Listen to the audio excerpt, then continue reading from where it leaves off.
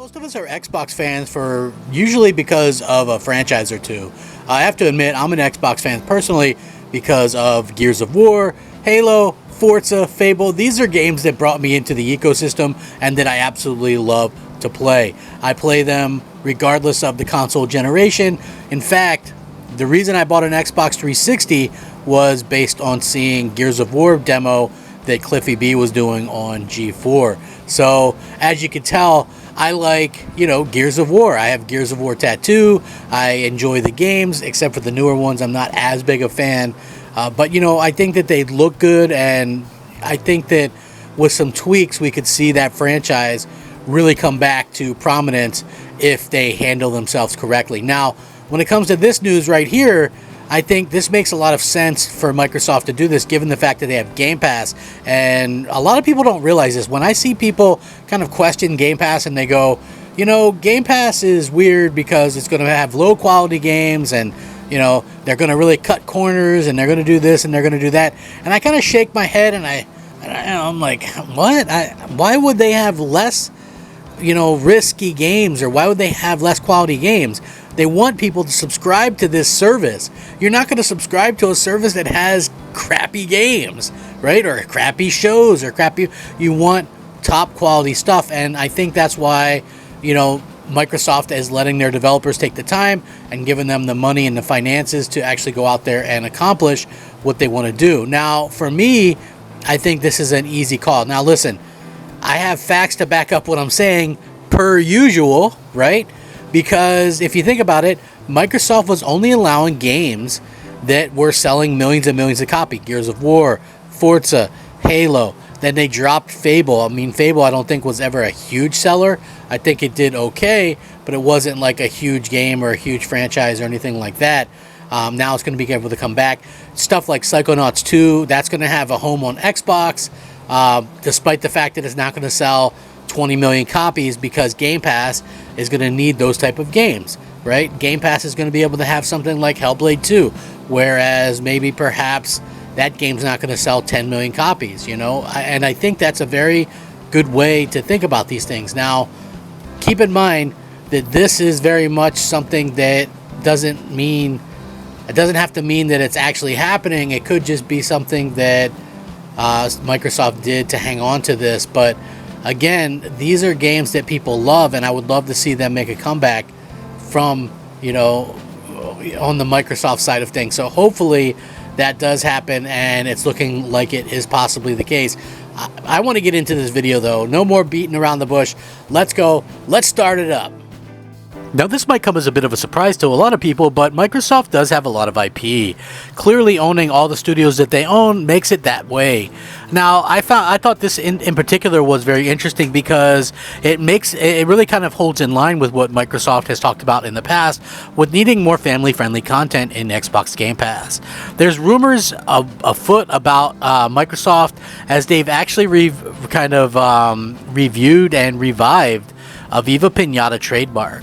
Viva Pinata could well make a comeback after Microsoft moved to renew the trademark, along with Blast Corps. Both of these games are Rare properties, by the way, made by Rare.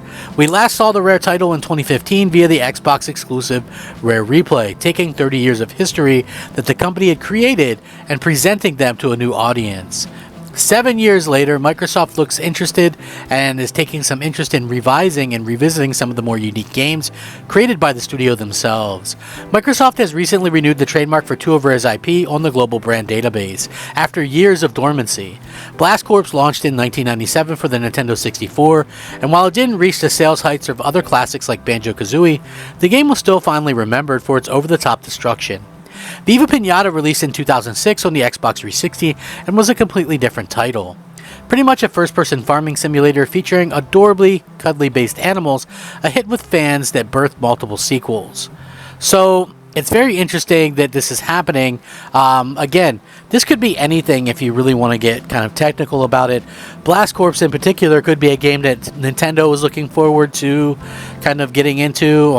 Who knows? There was also a Viva Pinata game, I believe, on the 3DS or the DS or one of those games. Could be. I might be wrong in that aspect. So maybe this has something to do with Nintendo going out there and trying to, do something to unlock these types of games and things like that for their online service. We'll have to wait and see, I guess.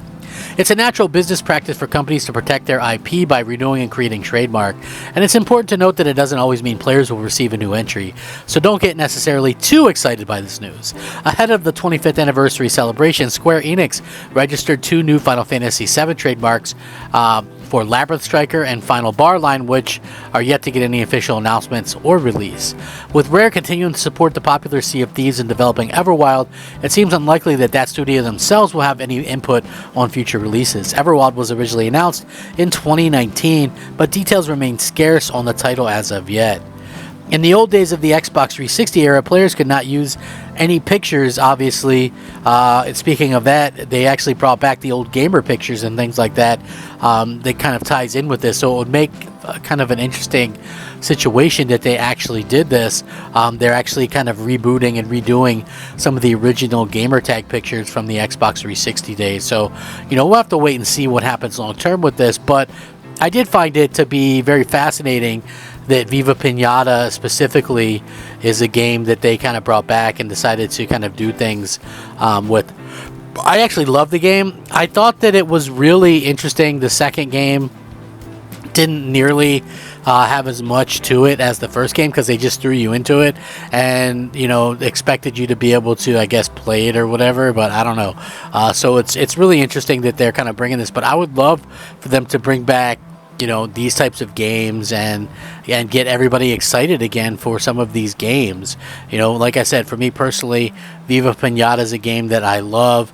I really thought it was a great idea for them to go out there and kind of and do this. So I do think that while you can let go of IP, unless you're really planning on doing something with it, I think that Microsoft was pretty smart to pick something up here. Now, does it necessarily mean we're going to see something super soon? Probably not, and Rare probably wouldn't be making it, but Microsoft owns a lot of studios, and you could have, you could even do a remake of some of those games, I think, and see what the fans like and what the fans want to see. I think that would be a good way to kind of gauge interest. I thought they should have remade the first 3 Fable games and totally remake them from the ground up with maybe Unreal Engine or something. Let people get a taste of that game franchise again before you bring back the next one. I don't know, we'll have to wait and see, but I will link this so everybody can check it out and let me know what you think.